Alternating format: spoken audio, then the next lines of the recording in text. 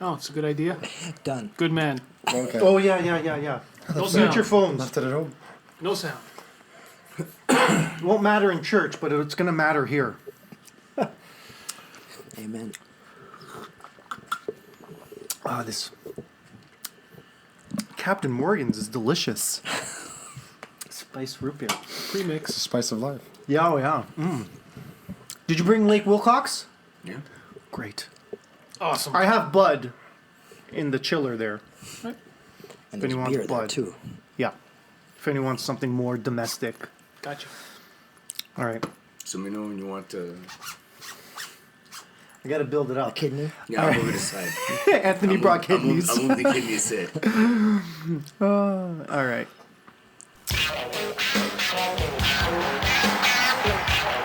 Welcome to the Crew Roundtable podcast, brought to you by CrewRoundtable.com, a roundtable discussion of all the hot news affecting the Greater Toronto Area, featuring Big V, Marko, Gino, and JR.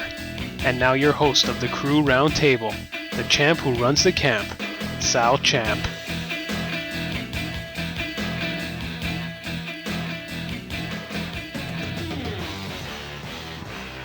All right, listeners, welcome to another episode of the Crew Roundtable. I'm your host, Sal Champ, and with us again is my panel.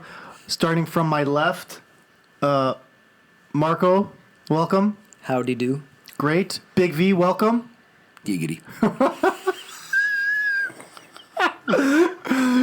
Gino. Thank you very much, Champ, once again for having us in your home to perform this wonderful podcast. We are, I must say, ready to rock and roll tonight. Good, good. Wonderful, love it.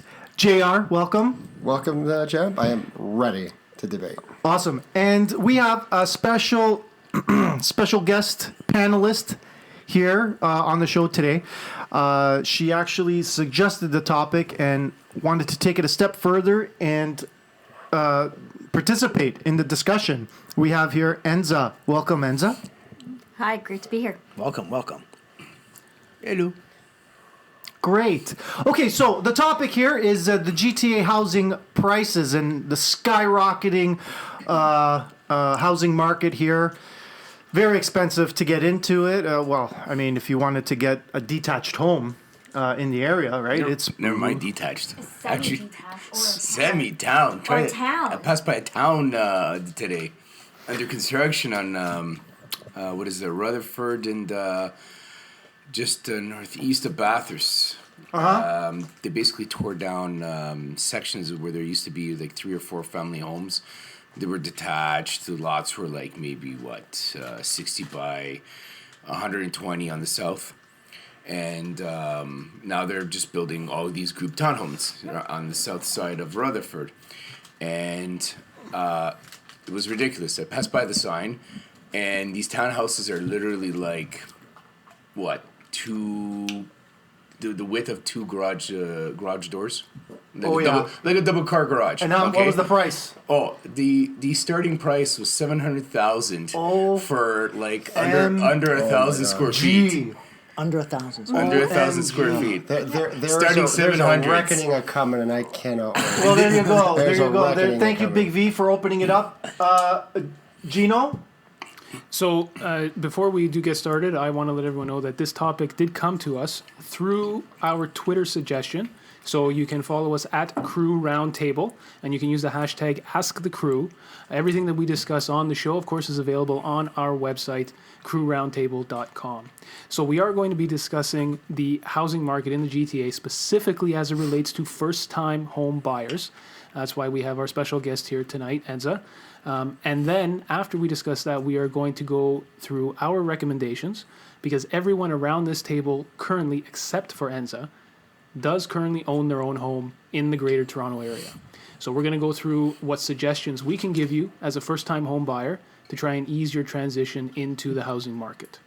So, Enza, if you'd like to just give us your quick experience on what happened and what you've been going through in the past little while trying to find a home. Give us some background, when you Sure. got married, when you guys say what your plans were or still are, Yeah. etc. So we've been looking for, well, we got married in 2012, and at that time we were looking to buy a house. We were looking even north of the city. Newmarket was our starting point.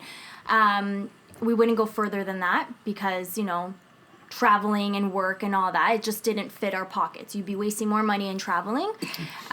So we were trying to get in the market somehow, and we couldn't. Just even to put the down payment down, it was hard. Like to get even a townhouse, you're at that time maybe 450,000, but you weren't getting much. So we said we would wait. We would put more money aside. So we were living with my in-laws at the time. So they opened up their house to us after we got married, and we were there with them for 2 years. And even at that time, for the 2-year period, we're still looking, and it was hard to get in. We wanted to stay closer to our parents, to our families, in the York region area, and it was hard to get in. And then we said, you know what, we have to get into the market somehow, so we bought a condo. Mm-hmm. And the condo we got for $315,000. Where is it? We got in Aurora, so we're closer to my husband's business. He's in Oak Ridges. But, being in a condo, like you want to start a family, you can't. So we're kind of waiting to try to get into the market, but you can't. And in Aurora, they're actually building urban towns just south of us, and they're starting at $700,000 for an urban town. So you don't have much property to work with. And it's frustrating, and I have other friends who are looking to get into the market, and they can't. It's really hard. And I have no idea how people can even afford the mortgage these days. Sorry, Enza, what exactly is an urban town? An urban town is it looks like a condo building, but it's not. Like, you basically have 3 floors, but you look like you're living in a condo building. So are those... and there's stores below you. Oh, stores below. There's stores below, and then you have the condo, like So you're 3 levels above. Like, you're on the main street, basically. This condo. Okay. Oh yeah. Are you getting a store below?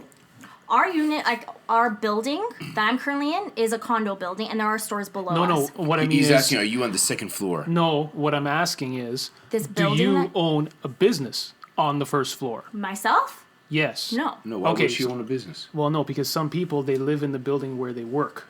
That's a way so of they people would to get invest, around it. Yeah. Oh, no. So that way they can, that's one of the strategies for people, because I know another couple who's trying to get in inside Toronto proper, and they were thinking of getting in and buying an older building with that frontage, and then having their business on the bottom, and then they would live on top of it, eliminating tons of costs. Yeah. Okay, they had they had some of those where I used to live at Weston and Yes, and I remember.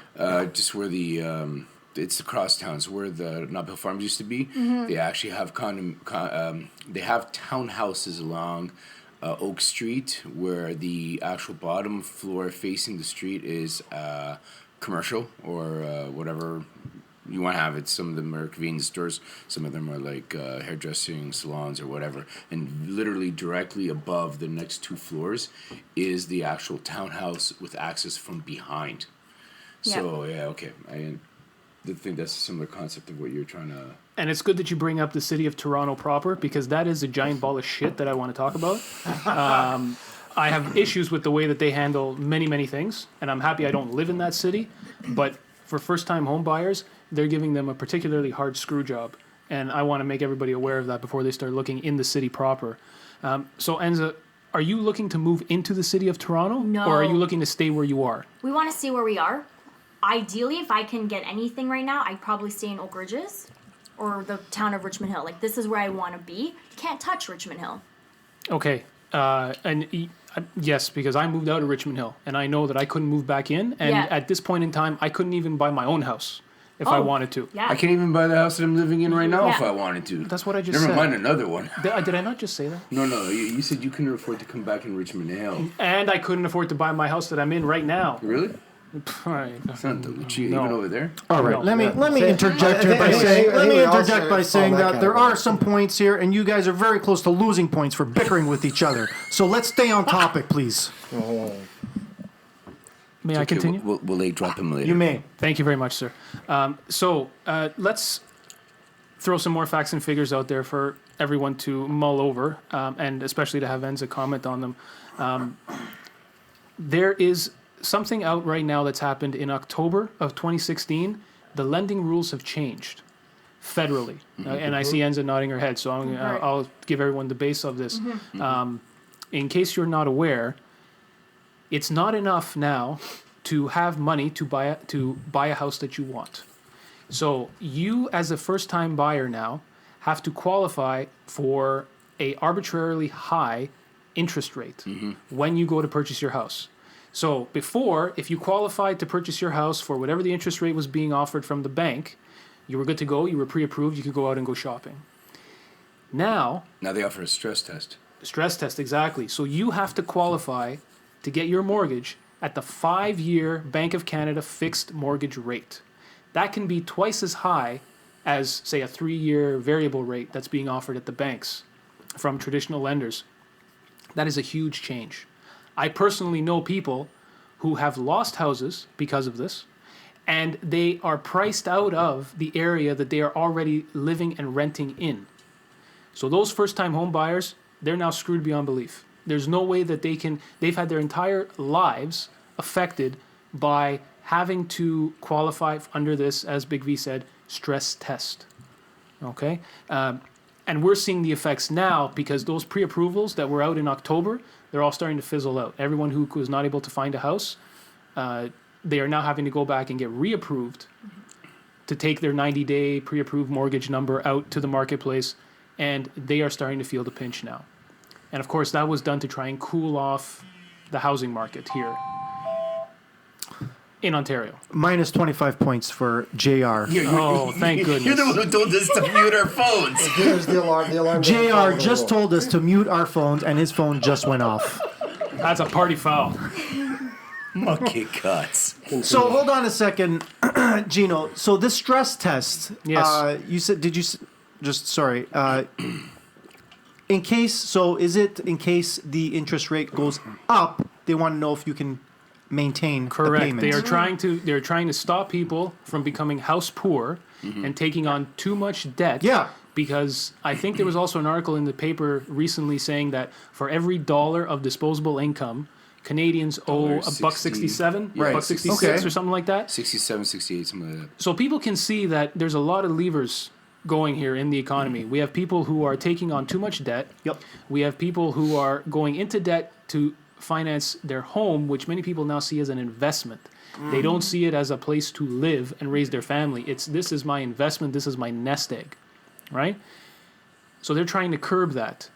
They're basically trying to prevent like a 1988, 1989 market scenario where, the interest rates basically doubled within a few months, and then Within about 6 months, the entire housing market collapsed. and they basically don't want the stress test is to try and prevent that from occurring, which I think is a bit of a farce, but.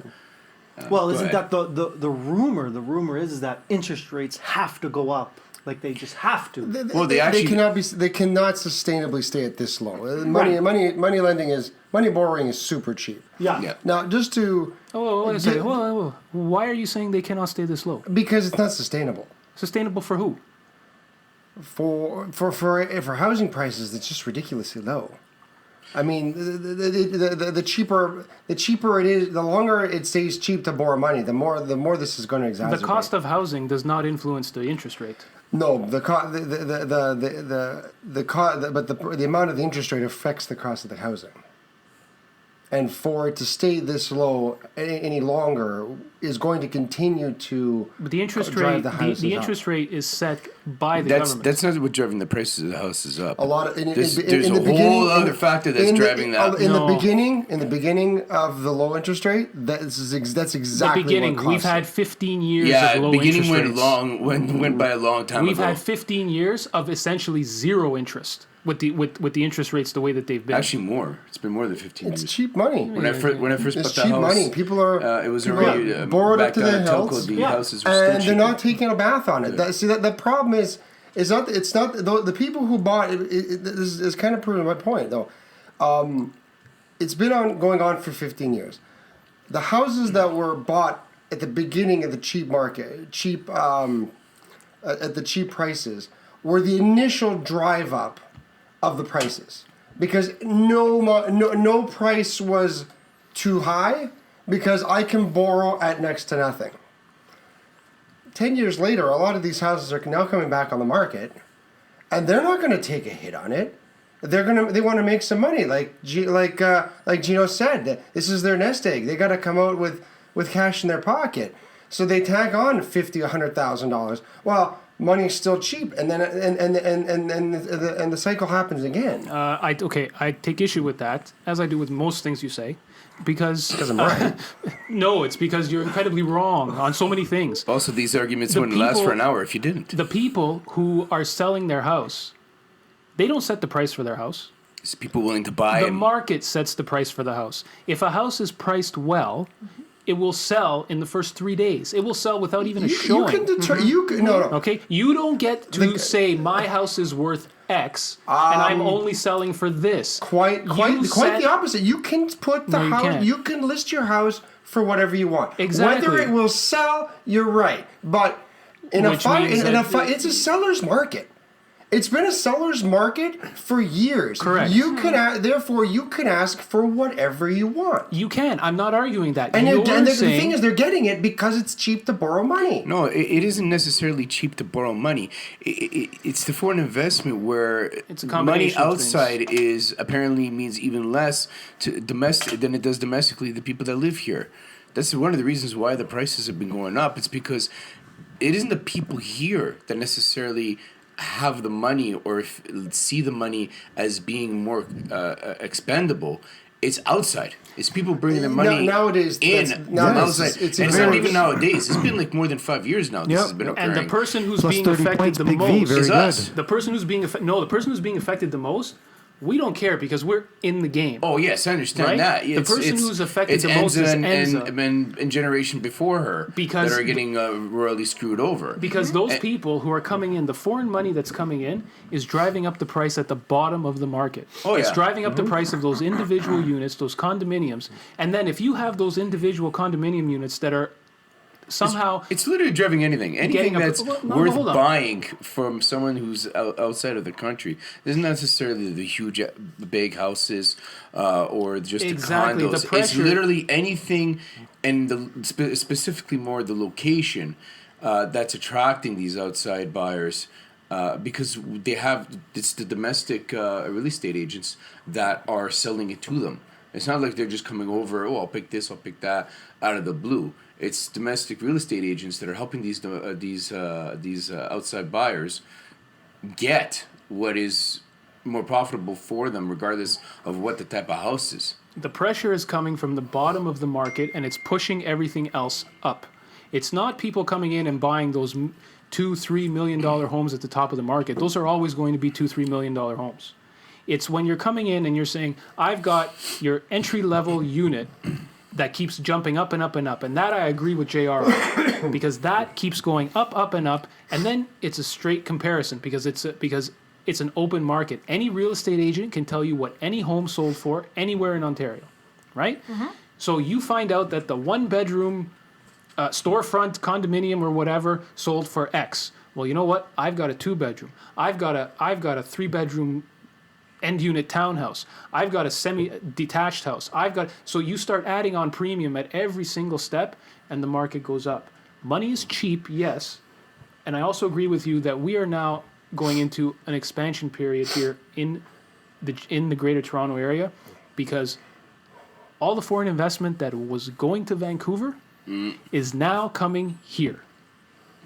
Okay, it was foreign money that was driving up the price in Vancouver, and we saw that market spiked. Now, over the past couple of months, it has cooled off. It has cooled off, and it wasn't related to interest rates. It wasn't related to demand for these units from domestic buyers. It was exactly as Big V said. It was foreign money coming here, looking for a tax haven, and the government said, well, you know what? You're going to pay a gigantic tariff if you want to be here. And suddenly all these people disappeared. Where'd all the Chinese money go in Vancouver? You know where it went, Enza? It came right here. It's here. To your backyard that you don't have. Also, Vancouver waited too late to start beautiful that balcony. 15% tax. Foreign investment got taxed 15%. They started this year.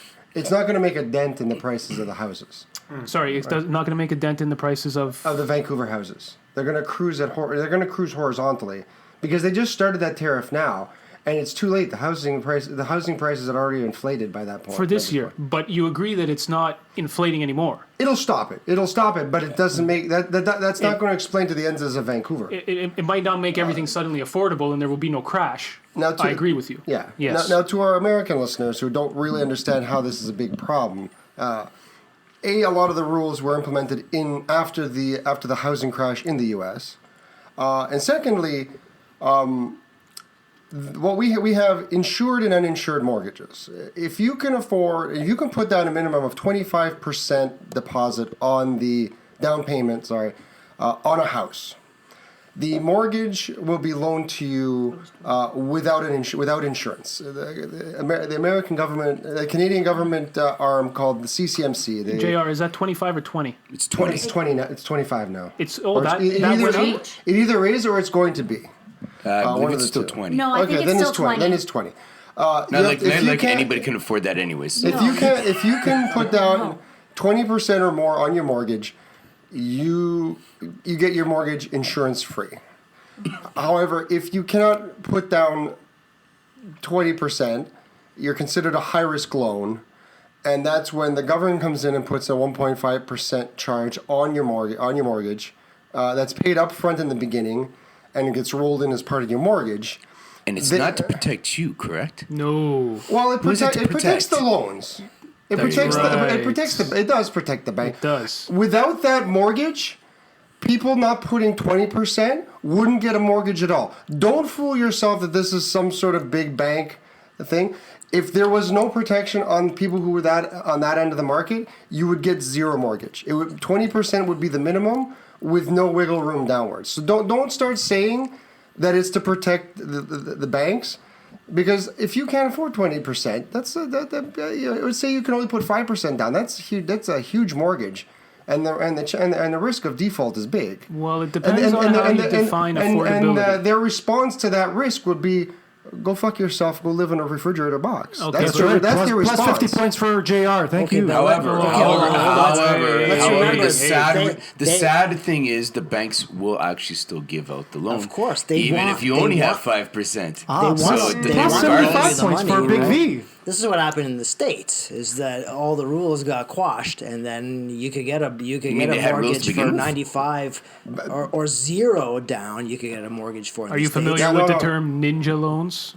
I'm not, but Ninja. The banks were not loaning those. They were being approved by mortgage brokers who had no responsibility for those loans. Right. They were rubber stamping the approval so they could get their referral fee. Yeah. And then the banks took all the risk without having ever seen the applicant. If I may. Plus 75 JR? points, JR. Ninja loans, for those who don't know, for people in the U.S., it stands for no income, no jobs, no assets. And people were getting loans for houses. I was in Right?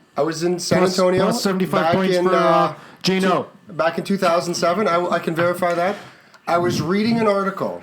JR, you did a fact check on this? Yes, it is. I remember reading this article. It was about 4 migrant workers. They were migrants. They were immigrants. No assets. All they had was they were working for cash. They were living next to lawyers and doctors on an interest-only mortgage.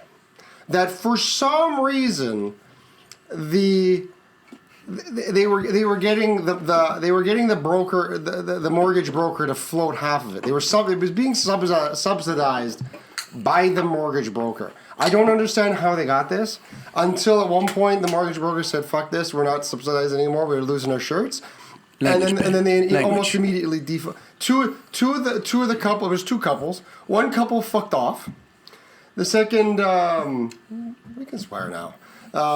What took off? Plus 30 points for swearing. The last couple had this gigantically huge mortgage on their hands, and they ended up just walking away from it. They had nothing to lose. What were they going to sue them for? The corn they were going to pick? Exactly. The potato sacks they were wearing. Exactly. Heard this before. That's my potato sack. The loaning company ended up taking a bath on that house. There are many instances in the United States of people in 2009 and 2010 simply throwing the keys on the kitchen Detroit. sink and walking away. Detroit. Yeah. Detroit was a prime example. It was the whole They're country. still trying to auction off homes in Detroit. Yeah, there was massive. So the banks, see, like you think all those defaulted mortgages in the states, ruined some banks, and some banks did collapse, right? But banks have Some banks were also bought by Canadian ones. But like the banks have a lot of their debt insured anyways, right? So even if the bank takes a risk at giving you a loan with zero down, chances are they're not going to lose money on it. I'm not privy to how they all insure, but if we can't get our cars repaired for a $15,000 car, I can just imagine how difficult it is for banks to collect on a $1.5 million mortgage. What are you talking about, cars? No, I'm saying that regardless Point of of the reference. industry, the insurance company is still a bunch of slime balls, if not bigger than the mortgage industry. So if you think they're just going to be able to say, hey, these guys walked That's just off on personal my opinion. mortgage, give me the money that they are owed me. The insurance company is going to do an audit on them on seeing how well they vetted these these customers. And if they found out that you basically loaned the money based on a mortgage brokerage who rubber stamped them, having no assets or any kind of long-term income, you're not going to get that money back. I don't care how insured you think they're going, how insured they think they are. Just like you don't get money back, you don't get life insurance if you commit suicide. This is financial suicide, and I don't think the insurance company is just going to roll over and give you your money back if you've done no homework to ensure that the person you're loaning money to can pay you back. The insurance company is not that stupid. Which is why a lot of those banks, being either smaller or at most regional in size, they just went belly up, because you also got to realize at the time they're thinking, okay, you know what, we have ownership of the house, and the house is of value. Well, lo and behold, when everything basically hit the fan, those houses, because of the market, they actually ended up depreciating in value below to what the actual mortgage amount was taken out on them. Yeah, you couldn't sell them. So that's why a lot of the banks went belly up, because who cares? You have all these properties, but they're actually worth negative. Anyways. For our listeners out there, this is what's referred to as being underwater. When a house is described as being underwater, it means it's worth less than what the mortgage is. Right, So selling it is not an option anymore. And like what I indicated in Detroit as an example, the ultimately what happens is the municipality ends up taking ownership of these homes simply due to the fact that property taxes exist. And if the property taxes aren't paid, then basically the ownership of the homes end up becoming municipal property. In Detroit, for years now, after what occurred back in 08, 09, they've been trying to, on a website, literally auction off homes, starting at $1,000. There you go, Right. Enza. Well, there's my opportunity. Yeah. No, actually, there was a catch. Detroit, Rock Unfortunately, City. no, unfortunately, because the process is still going on. There was a catch-22, and a lot of these homes being century homes, people, and they literally went to, excuse my language, to shit, because they were abandoned, and a lot of the homes just nobody maintained them. They were either broken into, roofs collapsed, water damage, etc., etc., etc. You know who bought them all, eh? And the catch-22 was a lot of them being century homes. Even if you bought it for $1,000, if you wanted to renovate it, you actually had to follow the municipal guidelines with regards to heritage buildings, and the cost of actually renovating them to meet those specifications were in the hundreds of thousands of dollars. But renovating them was one option. The other option was to simply live in the home as it is.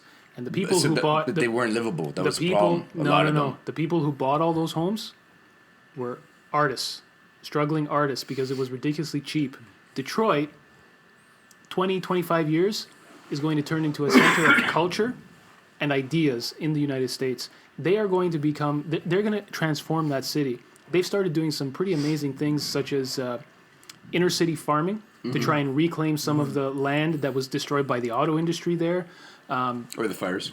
Fires. That the city told the fire department not to put out because it might have actually cost more money. Yeah. No, this is true. So, this is true. well, if abandoned homes Okay, let's not- caught let's fire not- that So, weren't you know, a danger, they were told to let them They do burn the, down. you know, they do the same thing in Markham. You can buy a century home for $1, but then you have to renovate it. Once a century home is burned down, it no longer that restriction is gone. Correct. yes, Because the house yeah. no longer exists. That's right. Well, the same thing. We have the same similar issue here in Ontario at Niagara-on-the-Lake, where the house costs you $2 million, and then you have no flexibility on what to do with it. There's super strict guidelines on renovating. You're basically just fixing the house. You're not renovating anything.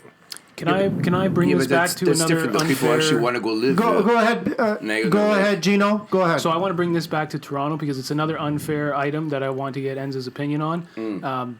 Is everyone familiar with the double taxation that takes place in They the have city of Toronto? Double land tax. Oh yeah, in the city. Yep. So they have a land transfer tax within the proper boundaries of the city of Toronto. So if you go in and you buy a home there, you pay the land transfer tax, To Ontario. and then you pay another land transfer To tax Toronto. to Toronto. And here's where the big screw job happens. You didn't know that? No, I didn't know. You didn't know that? It was. Yeah, I knew It about that. occurred when Toronto was granted the ability to create its own tax basis by the province. Individual taxes. We'll talk about that Yes. later. With We're our going to DVD. This talk was about one- that in a this was future one of episode. them Let's that- not that overdo the appeared. conversation. Shortly Minus after. 30 points for JR doing my job. Go ahead. Go ahead, So Gino. that land transfer tax, that additional land transfer tax that takes place in the city of Toronto, It was a slap in the face. is a giant slap in the face because that land transfer tax, you have to pay it up front. You cannot amortize that over your mortgage like any other tax that you pay. Okay, you have to pay that up front when you purchase your home directly to the city. So it's another upfront cost that, as a first-time home buyer, you're responsible for. Now, of course, there are plans in there to get some sort of a rebate. You get $2,000-3,000 or whatever it is, but you get that money later. So you might as well not even worry about it because you need it today. Yeah. You have to add that on to everything that you have to pre-qualify for to go in and buy your house if you want to live south of Steeles. Okay? In 2015, I'll throw this out to the table. Guess how much money they pulled in on that land transfer tax? Ooh, hundreds of millions. $10 million? Oh, more. JR, that's a shockingly bad Hundreds. guess. $1.2 billion. Not that much. How much? We were pulling in $1.2 billion. No, I know it's in the Probably hundreds of money millions. Probably like Marko? anywhere No before 500. Okay. That's it? So they pulled in 2015, $300 million Okay. free dollars that are not earmarked for anything. That just went into the city's slush fund. Okay? That's from people paying this double taxation, which is completely unfair. Thank God. And now, JR and I have had our battles in the past on the present Ontario Liberal government, but thank God that they had a spine and they put the kibosh on giving any other municipality in Ontario the power to do that double taxation. Because every city went and said, we want to do this too. But for some reason, they only allowed Toronto to do it because they think somehow that's going to cool the housing market. It has nothing to do with the housing market. And it has nothing to do with the housing No. market. It's not to cool the housing market. I've actually prepped this for. I've earmarked that conversation for a future episode. I will explain where that came from. Earmark what conversation? That whole special taxation powers. The Oh, second we're- land that's tax. for- Not just that. That's under the umbrella of a whole slew of taxation A powers giant, that yes, Toronto has. that's right.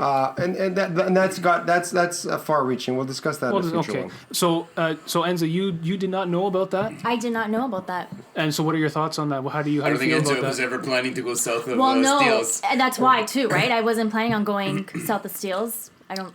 Ever But does wanna it think, make you somewhat agitated now that Yeah. you can't? No, No. no. No, because I think simply because of the price, the housing south of Steeles was well beyond her and her husband's Oh, yeah. expectations. Can't touch it. So I don't. It wasn't even a really concern. Yeah, no, it wouldn't be a concern. No, if gonna I was have to actually handle. considering it, yeah, I'd be like Can't touch this. even more upset about it. But I currently no. Don't Any of your Um, friends have they moved into the city of Toronto proper? no. No. None. So all of your circle of friends, all my circle of everyone's- friends are in Vaughan. They're actually all in Hill. Vaughan. Oh, okay. I'm the only one that's out here. Wait. They bought houses in Vaughan? Yes. When?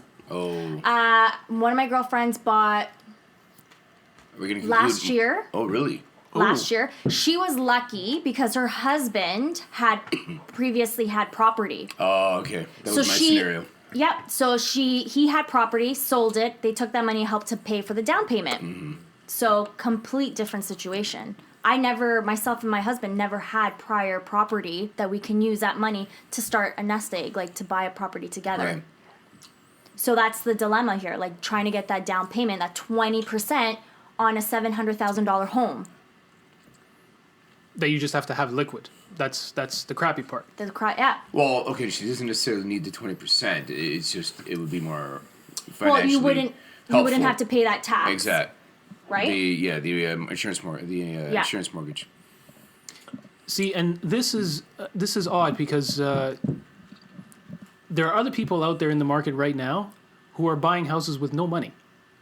How is that possible? There are people No, out there. but they're paying. They are buying that houses house, with no money. The mortgage insurance. They're paying everything. They're paying the premium on everything. It's just.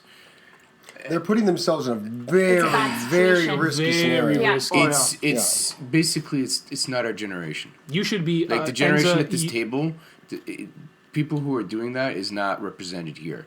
We have the totally different mentality of what it means to go buy a house and what it means to have a mortgage on it, or an acceptable mortgage on it. Nowadays, you go out there and people have like $500,000 homes. $500,000 mortgages, and that's acceptable. So let's. Unbelievable. Let me just hold on. That is unacceptable. What's I agree with you. $500,000 But that is the mortgages. norm. That is actually the norm. When I bought my first house, What do you mean it's unacceptable? a $500,000 mortgage.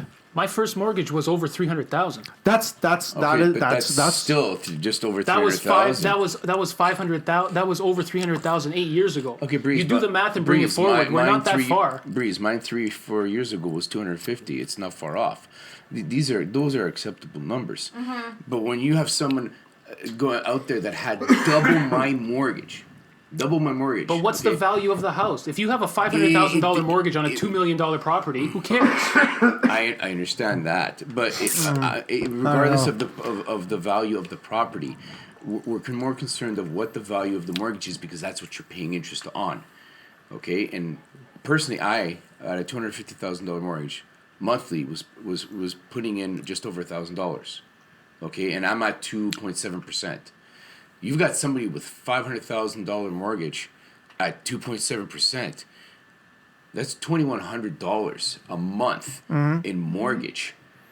Like, you know what kind of jobs you got to have to be able to afford that, and then in order to pay bills, transportation costs with Yes. either car or those public. hydro bills aren't getting cheaper. Yeah, exactly. Hydro Champ. bills. Already discussed. Stick to the topic. Even then, JR, minus 35 points You again. cannot say that. You are not the illustrious leader. Even the You're Roger necessity, Bill. but I'll take the even to afford points. the necessities of life afterwards, clothing, food, and then if you want to start a family, like some of the individuals here, then that it's literally astronomical afterwards monthly what the costs are. So how you can say $500,000 is acceptable, even at 2.5%, you can't, because it just robs you literally of monthly funds that people just don't have. Gino, what's our call to action? Okay, so Kill everyone? here is what.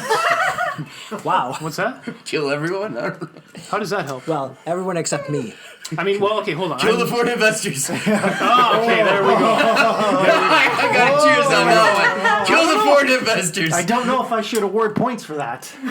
It may make us feel. Well, make Enza feel better. Yeah. So hold on. What do you guys feel about the idea that it might be a problem of lack of supply of housing that's made the prices go up. That's part of it. That's where this started from. Yeah, but is it really a natural lack of supply? Yes. Or is it Yes. something artificially created because of foreign investment coming in and buying so much? No, it is a lack of supply Big- because big you V, have people. Sorry, JR, go ahead. A common line in the real estate industry is they're not making any more land. At one point, you can only. I mean, Well, they kind of are if you go up. Yeah, if you go They're- up. If you have that- the but it's- shoebox in the sky, ultimately- they're making land. yeah, but we're talking houses. She already has a condo. Single family detached homes. Yes. That's the gold standard. That's the Yes. gold standard, and that is what the goal here with Enza is. They're not making any more land, and speaking as a homeowner, and I appreciate that I'm kind of talking out of both sides of my mouth. A house is a terribly inefficient way of housing people. Why would you stop doing that now? Continue. But I'm just footnoting. plus Yes, 50 I know. points. I'm putting down disclosure. Plus 50 points to But- Gino. That's a completely unsustainable rate of housing. We are plowing beautiful, fertile. Farmland that no one's using Farmland. anymore. They're not using it because it's a rough life.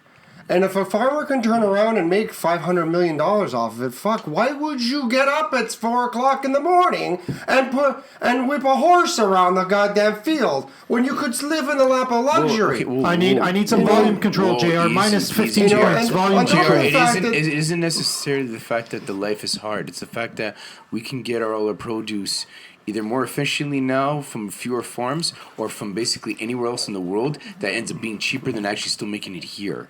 It's the middle of December in a It's- snowstorm, and we're eating fresh strawberries. We'll develop So it's the latter. develop the farmland here, but so we can just cut down some rainforest in South America. That makes perfect sense, Big V.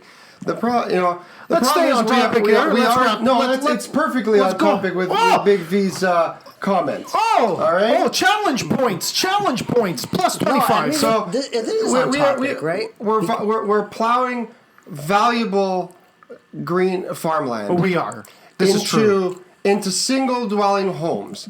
That I'm sorry, but it's a terribly inefficient. It was a waste of good land, and it's a waste of space.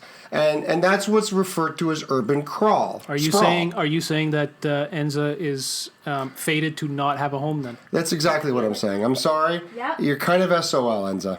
That is Sweet that is Jesus. terrible. So hold on. That is So terrible. JR, Oh, my The goodness. truth usually is. JR, No, are but- you in favor of the farmland or are you in favor of the housing over the farmland? I'm in favor of the farmland. I'm sorry. You can't just sacrifice. Are we going to be turn the whole city into Coruscant, where like there's not a stitch of green space at all? I mean, Can you that's tone it sci-fi, down? but that's a logical extrapolation of the scenario. Plus- If everyone remembers back to Phantom Menace, Coruscant, the city planet. Well, Yeah. that's theoretically where you're going. You can't Yeah. pave the whole fucking earth. Yeah, Why are yeah. you- Plus why are 75 you- points. Why are you saying that? Why are you painting such a bleak picture for Enza? Because that's exactly what's going on. That's exactly the forward expansion of. Okay, and So what's our Moving moving on, Enza, let's hold on a second hold on. here. I want to ask: Have you gone along the alley of asking your parents and your in-laws for financial assistance? No. We have not gone down that alley. It's okay to go down that aisle. I went down that aisle from my first Yeah. house, and I paid off my parents simultaneously as I was paying off my first mortgage on my first house. It's an avenue. Yeah, and we've talked about it, and we know people who have, but he and I feel like we want to, do it on our own, see how your we can own. do it. And that's what we've done from the very beginning, and that's why we started with the condo. There's good news. There's good news. Because all the people that own the houses now are going to die. Because they can't manage it on their own. I don't think that's going to change one thing, because there is such a pent up demand. Yeah. There are people Yeah. in my neighborhood. I took my wife and my son for a walk in my neighborhood, and there were 3 squirrels that were no, I running know. around a giant oak tree. Okay, and it was on someone's property, and this person had a home that was built in the 1950s. in Vaughan with a giant lot, beautiful bungalow home, whatever. So my son, of course, starts running after the squirrels. Oh, Daddy, look at the squirrels, blah, blah. And so I go chasing after him. Come back, come back, come back. And the owner of the house, sweet, beautiful little old lady, she comes out. She thought that me and my wife were real estate agents coming to ask her if she was selling her home because she gets at least 3 people knocking on her door every day saying, do you want to sell your home? Mm-hmm. Her death will be a favor to all those real estate agents. No, but that's not what I was saying. So all these boomers, and I know what you're talking about because the boomers are going to be dying. Okay? We've seen it in 2016 already. R.I.P. Alan Thicke. But they are dying, okay? That is not going to make a dent because there are so many people who are either in Enza's situation right now who may have just purchased their first home and are looking to move up because, Enza, you said you wanted to start a family and do all of this stuff, right? Yep. They are looking to move up, and daily you have people migrating and immigrating to Toronto. Mm-hmm. So they can put all the taxes they want to try and cool the market. I think taxing the foreign money is not going to do the same thing that it did in Vancouver because that was a highly specific incident. That was a highly specific cause for the Vancouver market. And as JR said, it's not going to depress the market, but it's stabilized it, getting rid of all that money. We've had an issue here for years before there was foreign money coming in. Okay? Every year they tell us that the inventory of condominiums, those Sky shoeboxes, they say there's too many, there's too many, there's too many. You know what? And yet they're still selling. I see cranes every day. I see new cranes going up. I see more cranes than you when I go to work. Exactly, because you work in the downtown core. No, I work at the hotspots. The subway stations. Exactly, all the subway stations. The number, it's not a joke, man. Yep. The number of construction around subway stations in the city of Toronto is excuse my usage of terms, completely and utterly retarded. Oh, well, okay. Literally, because if you just walk along Yonge Street between Finch Station and Shepherd, the number of condominiums that are going up, there's going to be like 10 to a dozen. And there's only 3 stations. Oh, yeah. Lots of building going on. So, to close it off, Gino. Okay, so let's talk about what you can do as a either first-time home buyer or someone who is in Enza's position where you have that first home, but you're really looking to move up and move out, okay? So the first thing that I can suggest, based on personal experience, is if you have a mortgage, to paraphrase my father, you kill that fucker with extreme prejudice. You get rid of it as fast as you possibly can, because that is the sort of Damocles hanging over your head. All it does is chew up any and all of your disposable income, all of your consumer surplus gets taken by the bank. Once you get rid of that mortgage, then you are in the position where your home truly is an asset because it's not a debt load over your head. So that's the first piece of advice that I have for anybody.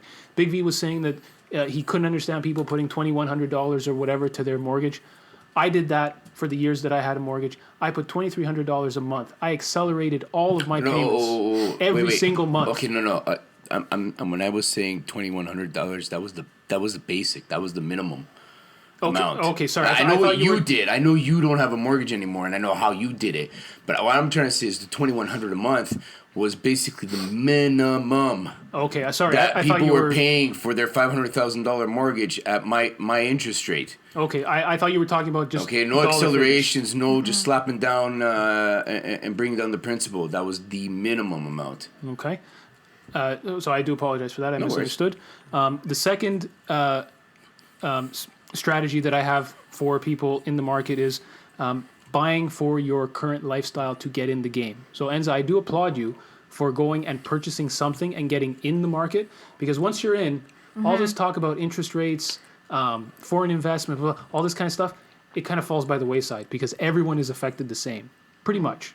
So you're in the game. Which is more than to say than for other people. Yeah, right? Exactly. I have something. What do you have exactly? Like, what is it? A 1-bedroom? It's a 2-bedroom, 1-bath condo. It's about 800 square feet. You know what? It's something. We won't make a lot. When you sell a house. If you want my personal opinion, you have an extra bedroom. Yes. I would go start the family first, and then look for something, even if it's another condo or a small townhouse, and then look for that a little bit down the road. But at least like you have a 2-bedroom. That's already, for some people, that's already 2 bedrooms more than. Well, yeah, you. Some guys are going for bachelors, and that's the only thing that they can afford. Yep. So you're already, you're with a 2-bedroom, you're well in the game with regards to having a home. Mm-hmm.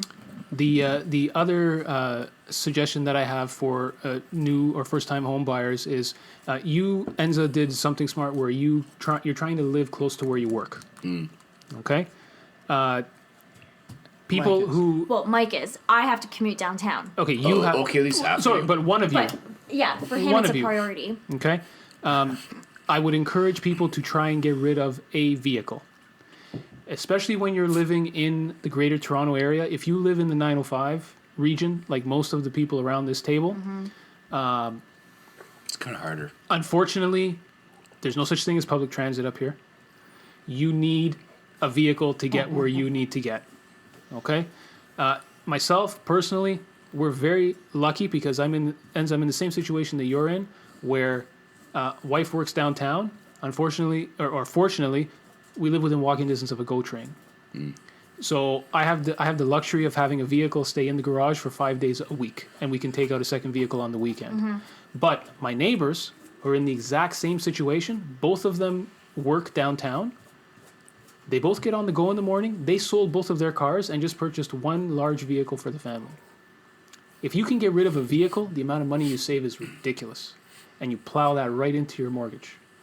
And my final suggestion for people is to abandon thoughts of buying a home. If you reach a certain stage in your life, you won't get the benefits of the appreciation in that home. Become a professional renter. Because you can move into neighborhoods that you could never afford to buy in, but you can easily rent in them. And you can get the benefits of being in those neighborhoods. It's a decision that you can't go both ways. It's not the 70s or the 80s anymore where you could rent somewhere and put down money for a down payment. Doesn't work that way anymore. If you're renting, make the commitment to being a lifelong renter and use the advantages that are available to you as a renter. Those are the suggestions that I have. I throw it out to the table for anyone else. Any closing remarks, Marko? Yeah, so I agree with Eugene.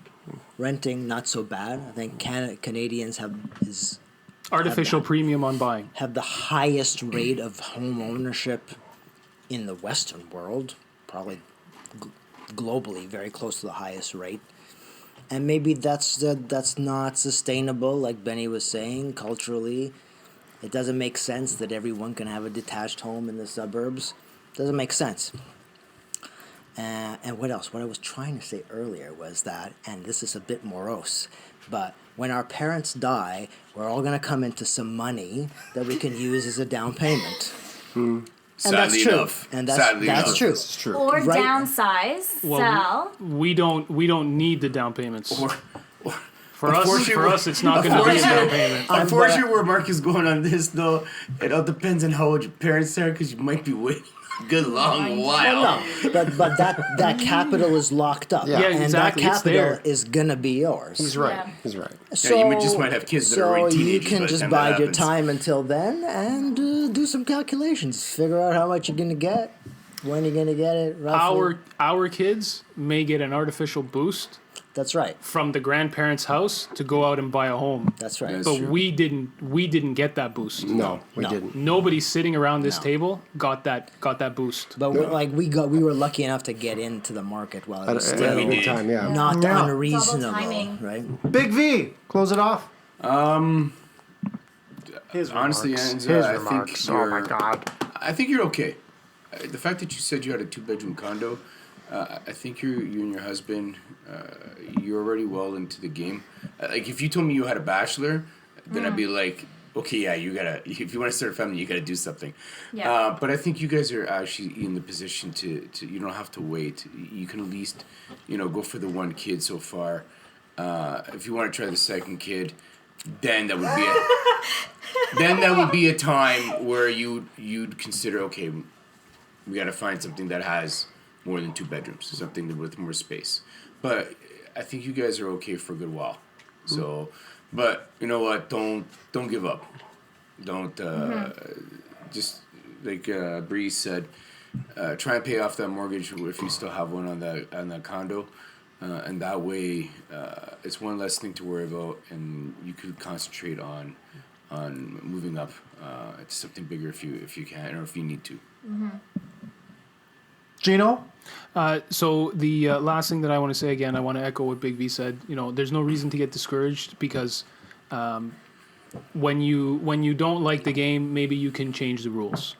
Okay, you can get out of the whole home buying game if you do decide to become a long-term renter.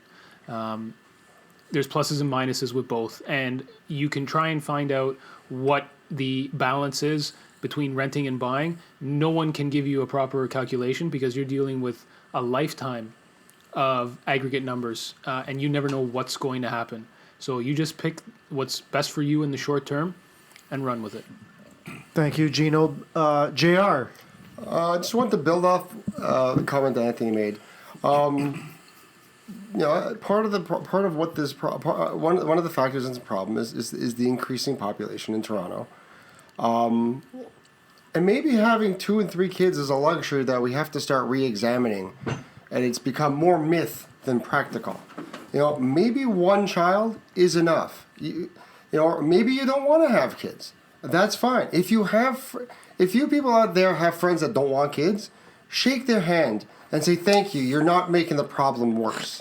Don't shame them and say, oh my God, why aren't you having kids? Where is this coming from? It ties right in. Because a population explosion pushes the housing market, pushes housing But prices. the population right now, it drives demand for larger explosion. houses. There is no population explosion due to people having or not having kids. It's immigration right now. The population isn't exploding, but it's still going forward. It's still going forward. And Because of immigration, not because we're pumping out kids. This country has never been at an issue with population growth. Let me finish my point. You spoke your mind. I'm going to speak mine. But you're not making any sense. Am I making perfect sense? Go ahead. Maybe the idea of having three children, 4 kids, is just an idea. It's just a storybook romance that's not practical anymore. You can't afford a house that can hold 3 kids. Maybe 1 kid is the right size. It's just a reality of the scenario. I'm sure lots of people want to have large kids, a large family with many kids. That might not be the case. I don't think. I see where you're coming from, but I don't think that is an issue because if we're speaking in different generations, we go back to our parents' generation. My father grew up in a family of 6 and lived in a house that's a third the size of the house he's living in now. So people used to make do with less space. If you have 2 children, like in Enza's situation, you're going to find a way to make space work. Well, apparently no one considers it that way, though. Because as soon as you have 2 kids, suddenly you need a fucking mansion. Nobody here said you need a mansion. You just need one more bedroom. I've seen it. Hold on a second. Yes, it's a mentality. That's right. There's a mentality. Had 3 kids living in it. Yes. I have just for the record, I have a bungalow with a freezing cold friggin' basement, and they made 3 kids. People were hanging out the window. I remember going in there before just to do the walk around. It was full of people. It boggled my mind. 3 people. So you're right. Gino is right. You can't make it work, but no one thinks that way. No. No one thinks that way. Everybody thinks as soon as you get more than 2 kids, you have to have 2 or 3 levels in your house. Mm-hmm. Yeah. It's insane. I mean, the problem is, even to buy a bungalow now, you're looking at $1 million. Right? You're right, but that's being driven by the older market though, because the older people don't. That's being driven by me because I want one. Actually, it isn't age. It's literally because bungalows come with land. They come with a nice backyard. Originally, it was being driven by the geriatric market because they have fewer steps. Not You're anymore. right. It's not the case anymore. But at one point, that was a hot property because our grandparents didn't want to walk upstairs. Yeah. Thank you, JR, for those closing remarks. Thank you. All I can say is, Enza, you're in the game, so what about you? You can move on. What about you? Those are my comments there. That's it? You're in the game. You're in the housing game. Final thoughts from Enza? And before we close off, Enza, what do you feel about the discussion we had today? Thank you, all of you, for your feedback and what my plan should be. I do agree, like it's a seller's market.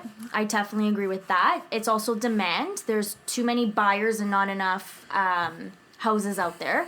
To the topic of, mention of the 2.5 kids and the future of that.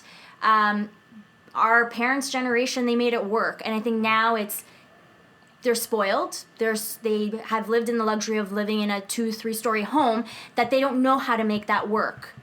So that's why my generation is now looking to get that house. That's what they want, and that's what they feel they need. So everyone is struggling to get that property, and then running into the issues of debt or living paycheck by paycheck to meet that $2,100 mortgage payment on that $600,000, not even $600,000 home now these days, $800,000 home.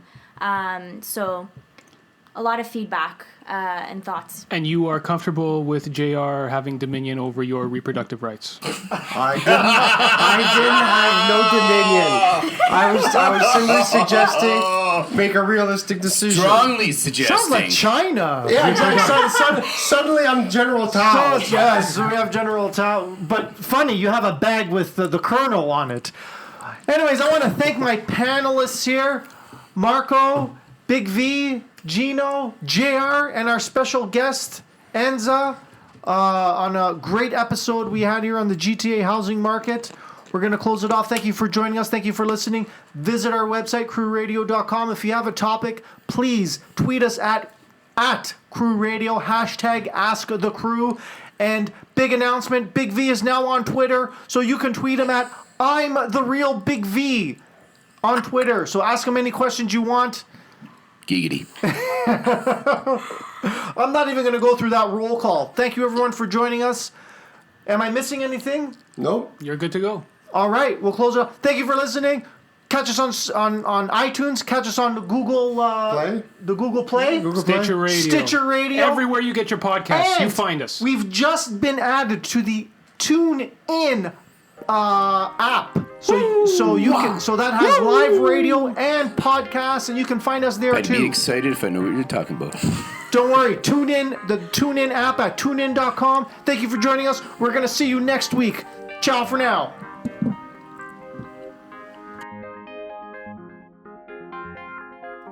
You've been listening to the Crew Roundtable podcast. Thank you for listening. For more information on our show, please visit us at www.crewroundtable.com. You can also reach us over Twitter at Crew Roundtable. #AskTheCrew for show ideas, topics, or questions.